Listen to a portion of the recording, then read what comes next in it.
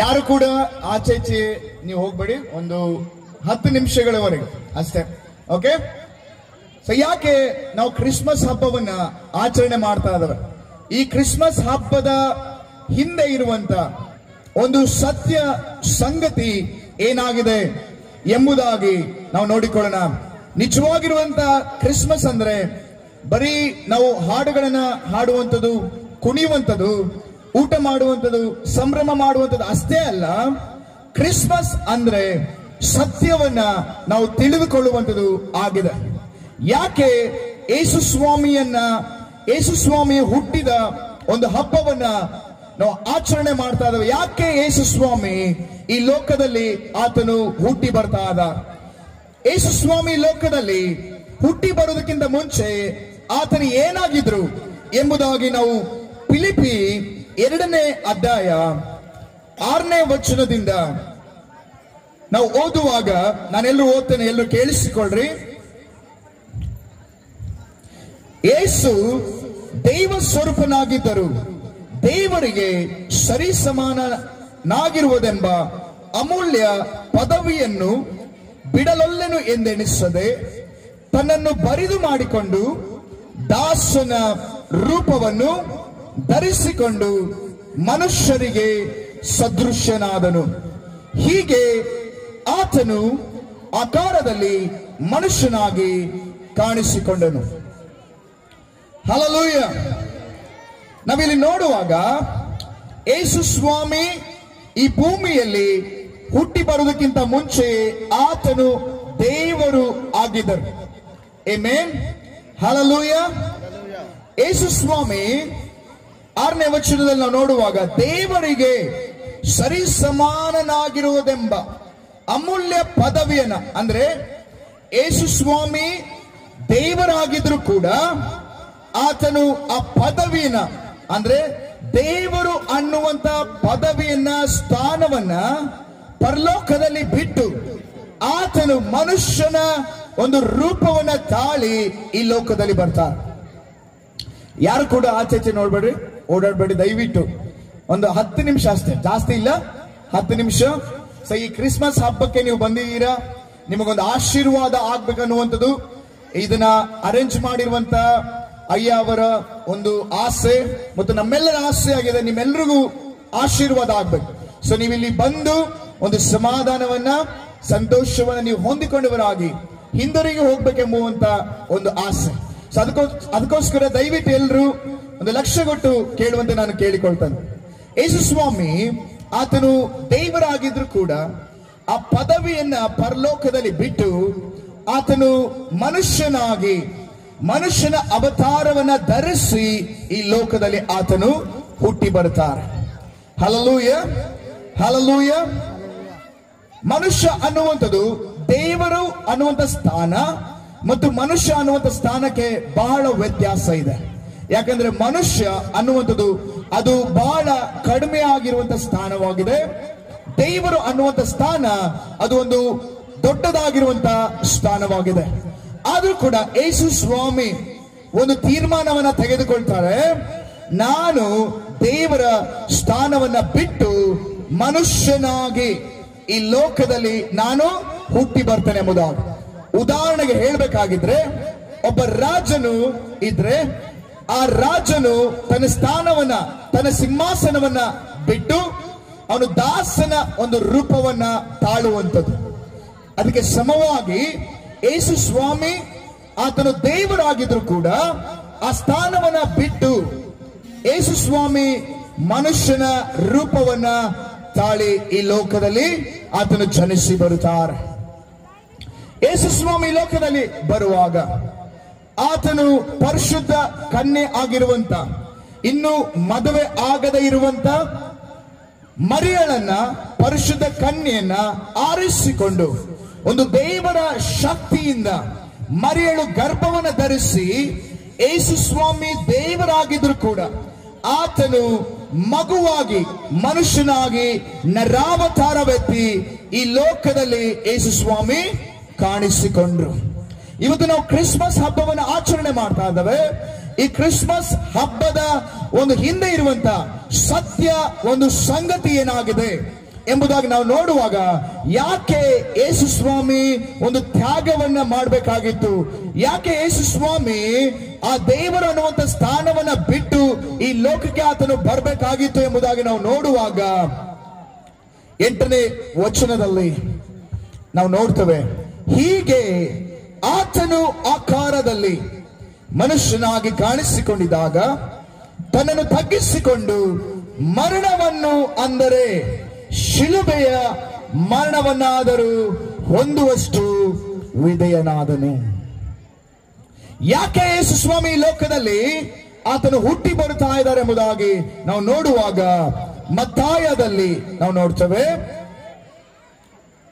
ಮತ್ತಾಯನ ಒಂದು ಸುವಾರ್ತೆಯಲ್ಲಿ 1ನೇ ಅಧ್ಯಾಯ 21ನೇ ವಚನದಲ್ಲಿ ನಾವು ಓದುವಾಗ, ಆಕೆಯು ಒಬ್ಬ ಮಗುವನ್ನು ಹಡೆಯುವಳು, ನೀನು ಆತನಿಗೆ ಯೇಸು ಎಂದು ಹೆಸರಿಡಬೇಕು, ಯಾಕೆಂದರೆ ಆತನೇ ತನ್ನ ಜನರನ್ನು ಅವರ ಪಾಪಗಳಿಂದ ಬಿಡಿಸಿ ಕಾಯುವನು ಅಂದನು. ಯಾಕೆ ಯೇಸು ಸ್ವಾಮಿ ದೇವರ ಸ್ಥಾನವನ್ನ ಬಿಟ್ಟು ಆತನು ಮನುಷ್ಯನಾಗಿ ಈ ಲೋಕದಲ್ಲಿ ಬರ್ತಾ ಇದ್ದಾರೆ ಎಂಬುದನ್ನು ನೋಡುವಾಗ, ಎಲ್ಲಾ ಲೋಕದ ಜನರನ್ನ ಪಾಪದಿಂದ, ಶಾಪಗಳಿಂದ, ರೋಗಗಳಿಂದ ಬಿಡುಗಡೆ ಮಾಡೋದಕ್ಕೋಸ್ಕರವಾಗಿ. ಯಾಕೆ ಯೇಸು ಸ್ವಾಮಿ ಪಾಪದಿಂದ ನಮ್ಮನ್ನ ಬಿಡುಗಡೆ ಮಾಡಬೇಕಾಗಿತ್ತು ಎಂಬುದಾಗಿ ನಾವು ನೋಡುವಾಗ, ಪಾಪದ ಸಂಬಳ ಅದು ಮರಣವಾಗಿದೆ. ಪಾಪದ ಸಂಬಳ ಅದು ಮರಣವಾಗಿದೆ. ಈ ಲೋಕದಲ್ಲಿ ದೇವರು ಮನುಷ್ಯರನ್ನ ಸೃಷ್ಟಿ ಮಾಡುವಾಗ ಯಾವುದೇ ರೀತಿಯಾಗಿರುವಂತಹ ಮರಣ ಅನ್ನುವಂಥದ್ದು ಇರಲಿಲ್ಲ. ಯಾವಾಗ ಮೊದಲನೇ ಮನುಷ್ಯನಾಗಿರುವಂತಹ ಆದಾಮ ಹವ್ವಳು ಪಾಪದಲ್ಲಿ ಬಿದ್ದು ಹೋಗ್ತಾರೋ, ಆ ಪಾಪದ ಸಂಬಳ ಮರಣವಾಗಿರುವುದರಿಂದ ಮನುಷ್ಯರನ್ನ ಮರಣ ಅನ್ನುವಂಥದ್ದು ಹಿಡಿದುಕೊಳ್ತು. ಸೊ ಈ ಮರಣದಿಂದ ಬಿಡುಗಡೆ ಮಾಡಬೇಕಾಗಿದ್ರೆ ಅದಕ್ಕೆ ಪ್ರಾಯಶ್ಚಿತ್ತ ಯಜ್ಞವಾಗಿ ಒಂದು ಪರಿಶುದ್ಧವಾಗಿರುವಂತಹ ರಕ್ತವನ್ನ ಸುರಿಸಬೇಕಾಗಿತ್ತು. ಅದಕ್ಕೋಸ್ಕರ ಕುರಿಗಳ ರಕ್ತ, ಕೋಳಿಯ ರಕ್ತ, ಪ್ರಾಣಿಗಳ ರಕ್ತ ಯಾವ ಪಾಪಗಳನ್ನ ಅದು ಅಳಿಸಿ ಹಾಕುವುದಕ್ಕೆ ಅಥವಾ ಅದಕ್ಕೆ ಒಂದು ದೋಷ ಪರಿಹಾರವನ್ನ ಮಾಡುವುದಕ್ಕೆ ಶಕ್ತಿ ಇರಲಿಲ್ಲ. ಅದಕ್ಕೋಸ್ಕರ ಯೇಸು ಸ್ವಾಮಿ ಸ್ವತಃ ಒಂದು ತೀರ್ಮಾನವನ್ನು ತೆಗೆದುಕೊಳ್ತಾರೆ, ನಾನು ದೇವರು ಅನ್ನುವಂತ ಸ್ಥಾನವನ್ನ ಬಿಟ್ಟು ಈ ಲೋಕದಲ್ಲಿ ಮನುಷ್ಯನಾಗಿ ಯಾವ ರೀತಿ ಕುರಿಯನ್ನ ಬಲಿ ಕೊಡ್ತೇವೋ ಅದೇ ರೀತಿಯಾಗಿ ಯಜ್ಞದ ಒಂದು ಕುರಿಮರಿಯಾಗಿ ನಮಗೋಸ್ಕರ ಬಲಿಯಾಗುವುದಕ್ಕಾಗಿಯೇ ಯೇಸು ಸ್ವಾಮಿ ಜನನ ಉಂಟಾಗುತ್ತೆ. ಹಲ್ಲೆಲೂಯಾ. ಯೇಸು ಸ್ವಾಮಿ ಹುಟ್ಟಿ ಬಂದಿರುವಂತದೇ ಎಲ್ಲಾ ಜನರಿಗೋಸ್ಕರ ಸಾಯುವುದಕ್ಕೋಸ್ಕರವಾಗಿ. ಹಲ್ಲೆಲೂಯಾ. ಯೇಸು ಸ್ವಾಮಿ ಪರಲೋಕದಲ್ಲಿ ದೇವರಾಗಿದ್ರು. ಆತನಿಗೆ ಎಲ್ಲ ಒಂದು ಸ್ಥಾನವಿತ್ತು, ಮಾನ ಇತ್ತು, ಗೌರವ ಇತ್ತು. ಅದೆಲ್ಲವನ್ನ ಬಿಟ್ಟು ಯೇಸು ಸ್ವಾಮಿ ತೀರ್ಮಾನವನ್ನ ತೆಗೆದುಕೊಂಡು ಇವತ್ತು ನನಗೋಸ್ಕರ, ನಿಮಗೋಸ್ಕರ ಯೇಸು ಕ್ರಿಸ್ತನು ಎಲ್ಲಾ ಜನರ ಪಾಪಗಳನ್ನ, ದೋಷಗಳನ್ನ ಪರಿಹಾರ ಮಾಡೋದಕ್ಕೋಸ್ಕರ ಈ ಲೋಕದಲ್ಲಿ ಮನುಷ್ಯನಾಗಿ ಆತನು ಕಾಣಿಸಿಕೊಂಡ. Hallelujah, hallelujah. ಈಗಾಗಲೇ ನಾವು ಕೇಳಿಸಿಕೊಂಡ ಹಾಗೆ ಪಾಪದ ಸಂಬಳ ಮರಣವಾಗಿರುವುದರಿಂದ ಪಾಪಕ್ಕೆ ಒಂದು ಪ್ರಾಯಶ್ಚಿತ್ತ ಯಜ್ಞವಾಗಿ ಯೇಸು ಸ್ವಾಮಿ ತನ್ನನ್ನೇ ಬಲಿಯಾಗಿ ಅರ್ಪಿಸಿಕೊಂಡಿದ್ದಾರೆ. ಇವತ್ತು ನಾವು ಮನುಷ್ಯರಾಗಿ, ಇವತ್ತು ನಮ್ಮ ಗುರಿ ಏನಾಗಿದೆ, ಇವತ್ತು ನಾವು ಎಲ್ಲಿ ಹೋಗ್ತೇವೆ, ಈ ಮನುಷ್ಯ ಅನ್ನುವಂತ ಒಂದು ಪ್ರಯಾಣ ಅಂತ್ಯ ಆಗುವಾಗ ನಮ್ಮ ಒಂದು ಕೊನೆಯ ಜೀವಿತ ಏನಾಗಿರುತ್ತೆ ಎಂಬುದಾಗಿ ನಾವು ನೋಡುವಾಗ, ಮನುಷ್ಯನ ಉದ್ದೇಶ ಅದು ವಿಮೋಚನೆ ಆಗಿದೆ. ಮನುಷ್ಯನ ಒಂದು ಉದ್ದೇಶ ಒಂದು ಮುಕ್ತಿಯಾಗಿದೆ. ಯಾವ ರೀತಿಯಾಗಿ ವಿಮೋಚನೆ ಸಿಗುತ್ತೆ? ಆ ವಿಮೋಚನೆ ಸಿಗಬೇಕಾಗಿದ್ರೆ ಒಂದು ಪರಿಶುದ್ಧವಾದ ರಕ್ತ ಸುರಿಸಲ್ಪಡಬೇಕಾಗಿತ್ತು. ಅದಕ್ಕೋಸ್ಕರ ಇವತ್ತು ನಾವು ನೋಡುವಾಗ ಅನೇಕ ಸಾರಿ ಪಾಪದ ಪ್ರಾಯಶ್ಚಿತ್ತ ಯಜ್ಞವಾಗಿ ಅನೇಕ ಪ್ರಾಣಿಗಳನ್ನ ನಾವು ಬಲಿ ಕೊಡುತ್ತೇವೆ. ಆದ್ರೆ ಆ ಒಂದು ಪ್ರಾಣಿಗಳ ರಕ್ತವು ನಮ್ಮ ಪಾಪವನ್ನ ಅದು ಅಳಿಸಿ ಹಾಕುವುದಕ್ಕೆ ಸಾಧ್ಯವೇ ಇಲ್ಲ. ಯಾಕೆ ಅಂದ್ರೆ ಯಾವ ಪ್ರಾಣಿಗಳ ರಕ್ತವೂ ಕೂಡ ಅದು ಪರಿಶುದ್ಧವಾಗಿಲ್ಲ. ಅದಕ್ಕೋಸ್ಕರನೇ ಯೇಸು ಸ್ವಾಮಿ ಲೋಕದಲ್ಲಿ ಸುಮಾರು 33.5 ವರ್ಷಗಳ ಕಾಲ ಆತನು ಜೀವಿಸಿ ಯಾವ ತಪ್ಪನ್ನು ಆತನು ಮಾಡದೆ, ಯಾವ ಪಾಪವನ್ನು ಕೂಡ ಮಾಡದೆ, ಪರಿಶುದ್ಧನಾಗಿ ಈ ಲೋಕದಲ್ಲಿ ಜೀವಿಸಿ ಎಲ್ಲಾ ಜನರ ಪಾಪಗಳನ್ನು ತನ್ನ ಮೇಲೆ ಹೊತ್ತುಕೊಂಡು ಪಾಪ ಸ್ವರೂಪಿಯಾಗಿ ಶಿಲುಬೆಯ ಮೇಲೆ ಆತನು ಶಾಪಗ್ರಸ್ತನಾಗಿ ನಮ್ಮೆಲ್ಲಾ ರೋಗಗಳನ್ನು ಹೊತ್ತುಕೊಂಡು ಬೇನೆಗಳನ್ನು ಅನುಭವಿಸಿ ಆತನು ಸತ್ತು ಹೋಗ್ತಾರೆ. ಆತನು ತನ್ನ ಪರಿಶುದ್ಧ ರಕ್ತವನ್ನ ನಮಗೋಸ್ಕರ ಕೊಡ್ತಾರೆ. ಯಾವಾಗ ಯೇಸು ಸ್ವಾಮಿ ಶಿಲುಬೆ ಮೇಲೆ ಪ್ರಾಣವನ್ನು ಕೊಟ್ಟರು, ಆತನ ದೇಹವನ್ನು ತೆಗೆದುಕೊಂಡು ಹೋಗಿ ಒಂದು ಸಮಾಧಿಯಲ್ಲಿ ಇಡುವಾಗ 3ನೇ ದಿನದಲ್ಲಿ ಯೇಸು ಸ್ವಾಮಿ ಆ ಮರಣದಿಂದ ಆತನು ಎದ್ದು ಬರುತ್ತಾರೆ. ಅದಕ್ಕೆ ಯೇಸು ಸ್ವಾಮಿಯ ಹೆಸರು ಏನಂದ್ರೆ ಮೃತ್ಯುಂಜಯನು, ಅಂದ್ರೆ ಮರಣವನ್ನ ಜಯಿಸಿರುವಾತ. ಹಲ್ಲೆಲೂಯ. ಯೇಸು ಸ್ವಾಮಿ ದೇವರು ಅನ್ನುವಂತ ಸ್ಥಾನವನ್ನ ಬಿಟ್ಟು ಮನುಷ್ಯನಾಗಿ ಬಂದ್ರು. ಆ ಮನುಷ್ಯನ ಅನ್ನುವಂತ ಸ್ಥಾನದಲ್ಲಿ ಈ ಲೋಕದಲ್ಲಿ ಇದ್ದು ಆತನು ಮರಣವನ್ನು ಹೊಂದುವಷ್ಟು ವಿಧೇಯನಾಗಿ ನಮಗೋಸ್ಕರ, ಎಲ್ಲಾ ಜನರಿಗೋಸ್ಕರ ಮರಣವನ್ನು ಅನುಭವಿಸಿ ರಕ್ತವನ್ನು ಸುರಿಸಿ ಆತನು ತಿರುಗಿ 3ನೇ ದಿನದಲ್ಲಿ ಎದ್ದು ಬಂದು ನಮ್ಮನ್ನ ಪಾಪದಿಂದ, ಮರಣದಿಂದ, ಶಾಪಗಳಿಂದ ಬಿಡುಗಡೆ ಮಾಡಿ ಮತ್ತೆ ತಿರುಗಿ ದೇವರು ಅನ್ನುವಂತ ಸ್ಥಾನವನ್ನ ಆತನು ಪಡೆದುಕೊಂಡಿದ್ದಾರೆ. ನಾವು ಅದೇ ಅಧ್ಯಾಯದಲ್ಲಿ ಮುಂದಿನ ವಚನದಲ್ಲಿ ನಾವು ನೋಡುವಾಗ ಫಿಲಿಪ್ಪಿ 2ನೇ ಅಧ್ಯಾಯದಲ್ಲಿ 9ನೇ ವಚನ, ಈ ಕಾರಣದಿಂದ, ಯಾವ ಕಾರಣ? ಯೇಸು ಸ್ವಾಮಿ ದೇವರನ್ನುವಂತ ಸ್ಥಾನವನ್ನು ಬಿಟ್ಟು ಮನುಷ್ಯನಾಗಿ ಮರಣವನ್ನು ಅನುಭವಿಸಿ ಪುನರುತ್ಥಾನ ಹೊಂದಿ ಬಂದಿರುವುದರಿಂದ, ಈ ಕಾರಣದಿಂದ ದೇವರು ಯೇಸು ಸ್ವಾಮಿಯನ್ನ ಅತ್ಯುನ್ನತ ಸ್ಥಾನಕ್ಕೇರಿಸಿ ಎಲ್ಲಾ ಹೆಸರುಗಳಿಗಿಂತ ಶ್ರೇಷ್ಠವಾದ ಹೆಸರುಗಳನ್ನು ಆತನಿಗೆ ದಯಪಾಲಿಸಿದ್ದಾರೆ. ಆದುದರಿಂದ ಸ್ವರ್ಗ, ಮರ್ತ್ಯ, ಪಾತಾಳಗಳಲ್ಲಿರುವಂತವರೆಲ್ಲರೂ ಯೇಸುವಿನ ಹೆಸರಿನಲ್ಲಿ ಅಡ್ಡ ಬಿದ್ದು ಯೇಸು ಕ್ರಿಸ್ತನನ್ನು ಒಡೆಯನೆಂದು ಪ್ರತಿಜ್ಞೆ ಮಾಡಿ ತಂದೆಯಾದ ದೇವರಿಗೆ ಘನವನ್ನ ಸಲ್ಲಿಸುವರು. ಯೇಸು ಸ್ವಾಮಿ ಮಾಡಿರುವಂತ ಆ ಕಾರ್ಯದ ನಿಮಿತ್ತವಾಗಿ ನಮಗೋಸ್ಕರ ಪ್ರಾಣ ಕೊಟ್ಟು ಮರಣವನ್ನು ಅನುಭವಿಸಿ 3ನೇ ದಿನದಲ್ಲಿ ಪುನರುತ್ಥಾನ ಹೊಂದಿ ಬಂದಿರುವುದರಿಂದ ಯೇಸು ಸ್ವಾಮಿಗೆ ದೇವರು ಅತ್ಯುನ್ನತ ಸ್ಥಾನವನ್ನು ಕೊಟ್ಟು ಎಲ್ಲಾ ನಾಮಗಳಿಗಿಂತ ಶ್ರೇಷ್ಠವಾಗಿರುವಂತ ನಾಮವನ್ನ ಯೇಸು ಸ್ವಾಮಿಗೆ ಅನುಗ್ರಹಿಸಿದ್ದಾರೆ. Hallelujah, hallelujah. ಯೇಸು ಸ್ವಾಮಿ ಈ ರೀತಿಯಾಗಿ ಹೇಳಿದರು, ನಾನೇ ಸತ್ಯವೂ ಜೀವವೂ ಮಾರ್ಗವೂ ಆಗಿದ್ದೇನೆ. ನನ್ನನ್ನು ನಂಬುವವನು ನಿತ್ಯ ಜೀವವನ್ನ ಹೊಂದಿಕೊಳ್ಳುತ್ತಾನೆ.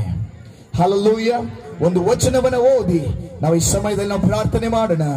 ಯೆಶಾಯ 53ನೇ ಅಧ್ಯಾಯ 5ನೇ ವಚನ, ನಮ್ಮ ದ್ರೋಹಗಳ ದೆಸೆಯಿಂದ. ಯಾರ ದ್ರೋಹ? ಎಲ್ಲಾ ಜನರಗಳ ದ್ರೋಹ ಮತ್ತು ಪಾಪ ಅಪರಾಧಗಳ ನಿಮಿತ್ತವಾಗಿ ಯೇಸುವಿಗೆ ಗಾಯವಾಯಿತು. ನಮ್ಮ ಅಪರಾಧಗಳ ನಿಮಿತ್ತ ಅಂದ್ರೆ ಯಾರು? ಎಲ್ಲಾ ಜನರ ಅಪರಾಧಗಳು. ಯೇಸು ಜಜ್ಜಲ್ಪಟ್ಟನು, ನಮಗೆ ಸುಕ್ಷೇಮವನ್ನು ಉಂಟು ಮಾಡುವ ದಂಡನೆಯನ್ನು ಯೇಸು ಅನುಭವಿಸಿದ. ಆತನ ಬಾಸುಂಡೆಗಳಿಂದ ನಮಗೆ ಗುಣವಾಯಿತು. ಇವತ್ತು ಯೇಸು ಸ್ವಾಮಿ ನಮ್ಮೆಲ್ಲಾ ದೋಷಗಳನ್ನ, ಇವತ್ತು ದೋಷ ಪರಿಹಾರ ಎಂಬುದಾಗಿ ನಾವು ನೋಡುವಾಗ ಈಗ ಆಲ್ರೆಡಿ ಯೇಸು ಸ್ವಾಮಿ ತನ್ನ ರಕ್ತವನ್ನ ಸುರಿಸುವುದರ ಮೂಲಕವಾಗಿ, ನಮ್ಮೆಲ್ಲಾ ಪಾಪಗಳನ್ನ ಹೊತ್ತುಕೊಳ್ಳುವುದರ ಮೂಲಕವಾಗಿ, ಶಾಪಗ್ರಸ್ತನಾಗುವುದರ ಮೂಲಕವಾಗಿ, ಎಲ್ಲಾ ಬೇನೆಗಳನ್ನ ಹೊತ್ತುಕೊಳ್ಳುವುದರ ಮೂಲಕವಾಗಿ ಆತನು ಆ ದೋಷ ಪರಿಹಾರವನ್ನು ನಮಗೆ ಅನುಗ್ರಹಿಸಿದ್ದಾರೆ. ಇವತ್ತು ನಮಗೋಸ್ಕರ ಸುಕ್ಷೇಮವನ್ನು ಉಂಟು ಮಾಡುವುದಕ್ಕಾಗಿ ಆತನು ಮರಣ ದಂಡನೆಯನ್ನು ಅನುಭವಿಸಿ ಆತನು ಪುನರುತ್ಥಾನ ಹೊಂದಿದ್ದಾರೆ. ಹಲ್ಲೆಲೂಯ. ಪ್ರಕಟಣೆ 5ನೇ ಅಧ್ಯಾಯ ಈ ಕೊನೆಯ ವಚನವನ್ನು ಓದಿ ನಾವು ಪ್ರಾರ್ಥನೆಯನ್ನ ಮಾಡಿಕೊಳ್ಳೋಣ. 9ನೇ ವಚನ 2ನೇ ಭಾಗದಲ್ಲಿ, ನೀನು ಯಜ್ಞಾರ್ಪಿತನಾಗಿ, ಅಂದ್ರೆ ಯಾರು? ಯೇಸು ಸ್ವಾಮಿ, ನಿನ್ನ ರಕ್ತದಿಂದ ಸಕಲ ಕುಲ, ಭಾಷೆ, ಪ್ರಜೆ, ಜನಾಂಗಗಳಿವರಿಂದ ಮನುಷ್ಯರನ್ನು ದೇವರಿಗಾಗಿ ಕೊಂಡುಕೊಂಡಿ. ಇದು ಯಾರಿಗೋಸ್ಕರ ಯೇಸು ಸ್ವಾಮಿ ರಕ್ತವನ್ನು ಸುರಿಸಿದ? ಯೇಸು ಸ್ವಾಮಿ ಕ್ರಿಶ್ಚಿಯನ್ ದೇವರಲ್ಲ. ಯೇಸು ಸ್ವಾಮಿ ಆತನು ಫಾರಿನ್ ದೇವರಲ್ಲ. ಯೇಸು ಸ್ವಾಮಿ ಯಾವುದೋ ಜಾತಿ ಧರ್ಮವನ್ನ ಸ್ಥಾಪನೆ ಮಾಡೋದಕ್ಕಾಗಿ ಬರಲಿಲ್ಲ. ಕ್ರಿಶ್ಚಿಯನ್ ಧರ್ಮವನ್ನ ಯೇಸು ಸ್ವಾಮಿ ಸ್ಥಾಪನೆ ಮಾಡಲಿಲ್ಲ, ಅದನ್ನ ಮನುಷ್ಯರು ಸ್ಥಾಪನೆ ಮಾಡಿದ್ರು. ಆದ್ರೆ ಯೇಸು ಸ್ವಾಮಿಗೆ ಬೇಕಾಗಿರುವಂತದ್ದು ಏನಂದ್ರೆ ನಮ್ಮ ಹೃದಯ. ಯೇಸು ಸ್ವಾಮಿ ಆತನು ರಿಲಿಜಿಯಸ್ ಲೀಡರ್ ಅಲ್ಲ. ಯೇಸು ಸ್ವಾಮಿ ಯಾವುದೋ ಧಾರ್ಮಿಕವಾಗಿ ಜಾತಿ ಧರ್ಮವನ್ನ ಆತನು ಸ್ಥಾಪಿಸೋದಕ್ಕೋಸ್ಕರ, ಕ್ರಿಶ್ಚಿಯನ್ ಧರ್ಮವನ್ನ ಸ್ಥಾಪನೆ ಮಾಡೋದಕ್ಕಾಗಿ ಬರಲಿಲ್ಲ. ಯೇಸು ಸ್ವಾಮಿ ಬಂದಿರುವಂತದ್ದು ನಮ್ಮ ಜೊತೆಯಲ್ಲಿ ಸಂಬಂಧವನ್ನ ಇಟ್ಟುಕೊಳ್ಳೋದಕ್ಕೋಸ್ಕರವಾಗಿ. ಅದಕ್ಕೆ ಯೇಸು ಸ್ವಾಮಿ ಹೇಳಿದ್ರು, ಯಾರಾದರೂ ನಾನು ಹೃದಯದ ಬಾಗಿಲನ್ನು ತಟ್ಟುತ್ತಾ ಇದ್ದಾನೆ, ಯಾವನಾದರೂ ನನ್ನ ಶಬ್ದವನ್ನು ಕೇಳಿ ಬಾಗಿಲನ್ನು ತೆರೆದರೆ ನಾನು ಅವನ ಒಳಗಡೆ ಬಂದು ಊಟ ಮಾಡುವೆನು, ಅವನು ನನ್ನ ಸಂಗಡ ಊಟ ಮಾಡುವನೆಂಬುದಾಗಿ. ಇದು ನಿಮ್ಮ ಹೃದಯವನ್ನ ಯೇಸು ಸ್ವಾಮಿ ಕೇಳುತ್ತಾ ಇದ್ದ. ಯೇಸು ಸ್ವಾಮಿ ಕೇಳುವಂಥದ್ದು ನೀವು ಕ್ರಿಶ್ಚಿಯನ್ ಆಗಬೇಕು ಅನ್ನುವಂಥದ್ದಲ್ಲ. ಯೇಸು ಸ್ವಾಮಿ ಹೇಳಿರುವಂಥದ್ದು ನೀವು ಯಾವುದೋ ಧರ್ಮವನ್ನ ಪಾಲಿಸಬೇಕೆಂಬುದಾಗಿ ಅಲ್ಲ. ಯೇಸು ಸ್ವಾಮಿ ಯಾವುದೋ ರಿಲಿಜಿಯಸ್ ಲೀಡರ್ ಅಲ್ಲ. ಯೇಸು ಸ್ವಾಮಿ ಆತನು ದೇವರಾಗಿರುವಂಥದ್ದು, ಆತನು ಮಾಡಿರುವಂತಹ ಕಾರ್ಯದ ನಿಮಿತ್ತವಾಗಿ ಯೇಸು ಸ್ವಾಮಿ ಬಂದಿರುವಂಥದ್ದು ನಮ್ಮೆಲ್ಲರನ್ನ ಆತನ ಮಕ್ಕಳಾಗಿ ಮಾಡಿ ನಮ್ಮ ಸಂಬಂಧದಲ್ಲಿ, ಆತನ ಸಂಬಂಧದಲ್ಲಿ ಇರುವುದಕ್ಕೋಸ್ಕರವಾಗಿ ಯೇಸು ಸ್ವಾಮಿ ಬಂದಿದ್ದಾರೆ. ಇವತ್ತು ಯೇಸು ಸ್ವಾಮಿ ಒಂದು ವಾಗ್ದಾನ ಮಾಡಿದ್ದಾರೆ, ನನ್ನನ್ನ ನಂಬುವವನು ನಿತ್ಯ ಜೀವವನ್ನ ವಿಮೋಚನೆಯನ್ನ ಹೊಂದಿಕೊಳ್ಳುತ್ತಾನೆ. ಇವತ್ತು ಯಾವ ರೀತಿಯಾಗಿ ಆ ರಕ್ತದಿಂದ, ಯೇಸು ಸ್ವಾಮಿ ಸುರಿಸಿರುವಂತ ರಕ್ತದಿಂದ ನಮಗೆ ಬಿಡುಗಡೆ ಆಗುತ್ತೆ, ರೋಗಗಳು ವಾಸಿ ಆಗುತ್ತೆ, ಸಮಾಧಾನ ಸಿಗುತ್ತೆ ಎಂಬುದಾಗಿ ನಾವು ನೋಡುವಾಗ ಅದು ಬರೀ ನಂಬಿಕೆಯಿಂದ. ಏನನ್ನ ನಾನು ನಂಬಬೇಕು? ಯೇಸು ಸ್ವಾಮಿ ನಿಮಗೋಸ್ಕರ ಪ್ರಾಣ ಕೊಟ್ಟು, ನಿಮ್ಮ ಪಾಪಗಳಿಗೋಸ್ಕರ ಪಾಪ ಸ್ವರೂಪಿಯಾಗಿ, ನಿಮ್ಮ ಶಾಪಗಳಿಗೋಸ್ಕರ ಶಾಪಗ್ರಸ್ತನಾಗಿ, ನಿಮ್ಮ ರೋಗಗಳನ್ನ ಬೇನೆಗಳನ್ನ ಹೊತ್ತುಕೊಂಡಿದ್ದಾನೆಂಬುದಾಗಿ ನೀವು ನಂಬಿ ಹೃದಯದಿಂದ ಅಂಗೀಕಾರ ಮಾಡುವಾಗ ಯೇಸು ಸ್ವಾಮಿ ನಿಮ್ಮ ಹೃದಯದಲ್ಲಿ ಬರುತ್ತಾರೆ. ಯಾವಾಗ ಯೇಸು ಸ್ವಾಮಿ ನಿಮ್ಮ ಹೃದಯದಲ್ಲಿ ಬರುತ್ತಾರೋ ನಿಮಗೆ ರಕ್ಷಣೆಯು, ಬಿಡುಗಡೆಯು, ವಿಮೋಚನೆಯು ಉಂಟಾಗುವಂತದ್ದಾಗಿದೆ. ನಾವೆಲ್ಲರೂ ಕಣ್ಣುಗಳನ್ನು ಮುಚ್ಚಿ ನಾವು ಪ್ರಾರ್ಥನೆ ಮಾಡೋಣ. ನೀವಿರುವಂತ ಸ್ಥಳದಲ್ಲಿ ಒಂದು ವೇಳೆ ಈ ವಾಕ್ಯ ನಿಮ್ಮ ಹೃದಯದಲ್ಲಿ ಮಾತನಾಡಿರುವುದಾಗಿದ್ದರೆ, ಇವತ್ತು ಯೇಸುವೆ ನನ್ನ ಪಾಪಗಳಿಂದ ನನ್ನನ್ನು ಬಿಡುಗಡೆ ಮಾಡು. ಇವತ್ತು ಒಂದು ವೇಳೆ ನೀವು ಪಾಪಗಳಲ್ಲಿಯೂ ಶಾಪಗಳಲ್ಲಿಯೂ ಅನೇಕ ರೋಗಗಳಲ್ಲಿಯೂ ನೀವು ಇರುವುದಾಗಿದ್ದರೆ, ಇವತ್ತು ಯೇಸು ಸ್ವಾಮಿ ನಿಮ್ಮನ್ನು ಕರೆಯುತ್ತಾ ಇದ್ದಾರೆ. ನಿಮ್ಮೆಲ್ಲಾ ರೋಗಗಳನ್ನು ಆತನು ಹೊತ್ತುಕೊಂಡಿದ್ದಾರೆ, ನಿಮ್ಮ ಶಾಪಗಳನ್ನು ಯೇಸು ಸ್ವಾಮಿ ಹೊತ್ತುಕೊಂಡಿದ್ದಾರೆ, ನಿಮ್ಮೆಲ್ಲ ಪಾಪಗಳನ್ನು ಆತನು ಹೊತ್ತುಕೊಂಡಿದ್ದಾರೆ.